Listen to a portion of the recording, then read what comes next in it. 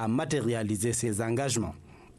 Par ailleurs, le président de la République a invité le Premier ministre à obtenir de chaque ministre une matrice d'action répondant aux engagements pour 2013 et lui soumettre un mécanisme de suivi et d'évaluation trimestriel du niveau d'exécution de ces actions. Les éléments d'appréciation émanant de ce dispositif de suivi et d'évaluation de la politique gouvernementale devront être régulièrement portés à la connaissance du grand public afin que le contrôle citoyen sur l'action publique devienne une réalité, a précisé le chef de l'État.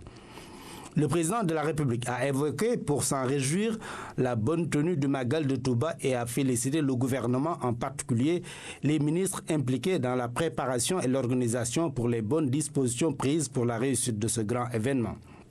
Le chef de l'État a également donné des instructions pour que les mêmes dispositions soient reconduites lors du Gamou de Tivaouane. S'agissant de la fréquence des drames enregistrés sur nos routes, le président de la République a exprimé à ce sujet sa grande préoccupation et sa vive douleur devant la brutalité des accidents de la circulation de ce début d'année qui ont occasionné un lourd coût humain. Il a saisi l'occasion pour présenter aux familles endeuillées ses condoléances attristées et leur exprimer sa profonde compassion. En guise de réponse immédiate à ces catastrophes, le président de la République a invité le Premier ministre, en rapport avec les acteurs du secteur, à prendre des mesures concrètes pour rendre plus coercitif le dispositif réglementaire en matière de transport en commun. Ainsi, un mécanisme incluant le contrôle de la limitation de vitesse et la vérification systématique de l'état d'éveil des conducteurs devra être proposé. Abordant la question relative à la restauration des valeurs de la République et à la réhabilitation de l'administration publique, le chef de l'État a réaffirmé à ce titre sa volonté de poursuivre ce chemin afin de redresser les fondements qui doivent porter notre ambition pour le vrai développement. Intervenant à la suite du chef de l'État, le Premier ministre a débuté son intervention en présentant ses vœux au président de la République et associant sa famille, ses proches, son cabinet et l'ensemble des ministres. Le chef du gouvernement a ensuite félicité le chef de l'État pour son brillant discours à la nation du 31 décembre, lequel a, d'une part, pris l'exacte mesure des enjeux auxquels notre pays a fait face et, d'autre part, apporté les réponses longtemps entendues, notamment sur les questions de l'emploi, de la prise en charge sociale et de l'accès à la couverture des groupes vulnérables à travers l'instauration de la bourse de solidarité familiale. Sur le second volet de sa communication, le Premier ministre a rendu compte au Conseil des résultats de la réunion consacrée à l'examen des modalités de prise en charge par le gouvernement et des cahiers de doléances des syndicats tenus sous sa présidence le 28 décembre 2012 à la primature. Le chef du gouvernement s'est également prononcé sur les accidents de circulation en prenant prétexte des drames survenus lors du Magal de Touba, en indiquant qu'il faudra se résoudre désormais à appliquer des mesures sévères pour combattre la somnolence des conducteurs au volant.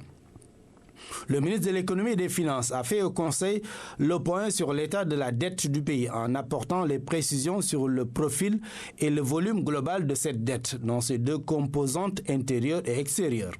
Il a ensuite informé sur l'évolution globale de cet endettement. Le ministre des Infrastructures et des Transports a rendu compte du déroulement du dernier Magal de Touba en mettant l'accent sur la question du transport des pèlerins. Il a par ailleurs fait le point sur les programmes de construction, de réhabilitation d'axes routiers, d'ouverture et de maintenance des pistes de production prévues au cours de l'année 2013. Le ministre de l'Urbanisme et de l'Habitat a présenté au Conseil un document portant diagnostic des activités de son département à travers une mise à plat des réalisations, des atouts, des contraintes, des perspectives qui s'offrent au secteur par le biais des nouvelles orientations stratégiques définies par son département. Ces orientations, a indiqué le ministre, seront déroulées selon une perspective de programmation triennale sur 4 composantes essentielles que sont l'administration et la gestion des questions d'urbanisme et d'habitat, la planification et la gestion urbaine, la promotion de l'habitat social et enfin la promotion de la qualité du cadre de vie. Le président de la République a félicité le ministre de l'Urbanisme et de l'Habitat pour la qualité de son travail et la clarté de son document de présentation. Au titre des textes législatifs et réglementaires, le Conseil a examiné et adopté un projet de décret portant création du Centre de haute étude de défense et de sécurité, CHEDS. Le Conseil a pris les mesures individuelles suivantes. Madame Adanyaï Kamara, administrateur hospitalier, matricule de solde 357 799B, est nommé directeur de l'établissement public de santé hospitalier d'Alal Jam. Monsieur Mamadou Ndiaye, inspecteur principal des douanes de classe exceptionnelle, matricule de solde numéro 511 924F,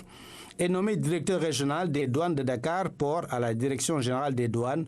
en remplacement de monsieur Jean-Baptiste Diouf, inspecteur principal des douanes de classe exceptionnelle, matricule de solde 367 015Z, admis à faire valoir ses droits à la retraite.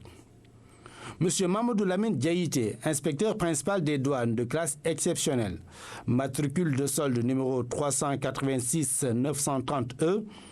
est nommé directeur régional des douanes des produits pétroliers et des unités spécialisées à la direction générale des douanes en remplacement de monsieur Khalifa Ababakar Sidjei, inspecteur principal des douanes de classe exceptionnelle, matricule de solde 367 013B, admis à faire valoir ses droits à la retraite. Monsieur Mamadou Gadiaga, inspecteur principal des douanes de classe exceptionnelle, matricule de solde numéro 510-586A, est nommé directeur régional des douanes du centre à la direction générale des douanes en remplacement de monsieur Mamadou Ndiaye, inspecteur principal des douanes de classe exceptionnelle, matricule de solde 511-924F, appelé à d'autres fonctions. Monsieur Alun John, inspecteur principal des douanes, matricule de solde numéro 604-441I, est nommé directeur des systèmes informatiques douaniers à la direction générale des douanes en remplacement de monsieur Simon-Pierre Ali Chao, inspecteur principal des douanes, matricule de solde 365-970A, admis à faire valoir ses droits à la retraite. Monsieur Lafi Mané, inspecteur principal des douanes de classe exceptionnelle, matricule de solde numéro 382-872F, est nommé directeur de la facilitation et du partenariat avec l'entreprise en remplacement de monsieur Ousmane Beng, inspecteur principal des douanes de classe exceptionnelle, matricule de solde 370-075B, admis à faire valoir ses droits à la retraite.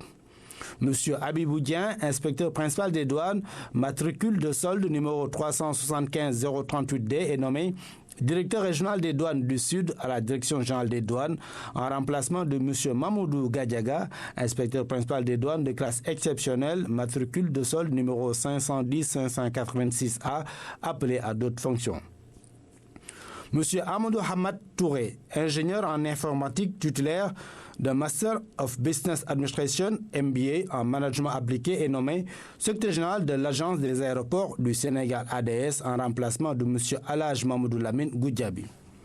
Maître Amadouka, avocat, est nommé administrateur et président du conseil d'administration de la Société nationale du port autonome de Dakar, SNPAD, en remplacement de monsieur Amadou Djibril Diallo. Monsieur Camille Jean-Pierre Manel, ingénieur des pêches et de l'aquaculture, matricule de solde 513-881F, est nommé directeur des pêches maritimes en remplacement de monsieur Moustapha Thiam, admis à faire valoir ses droits à la retraite. Monsieur Salou Sow, inspecteur principal de l'éducation populaire, de la jeunesse et des sports, est nommé directeur de l'administration générale et de l'équipement au ministère de la jeunesse, de l'emploi et de la promotion des valeurs civiques. Monsieur Abdourahmane Ndiaye, professeur d'enseignement moyen, matricule de solde numéro 385-404H, est nommé président du conseil de surveillance de l'Agence pour l'économie et la maîtrise de l'énergie.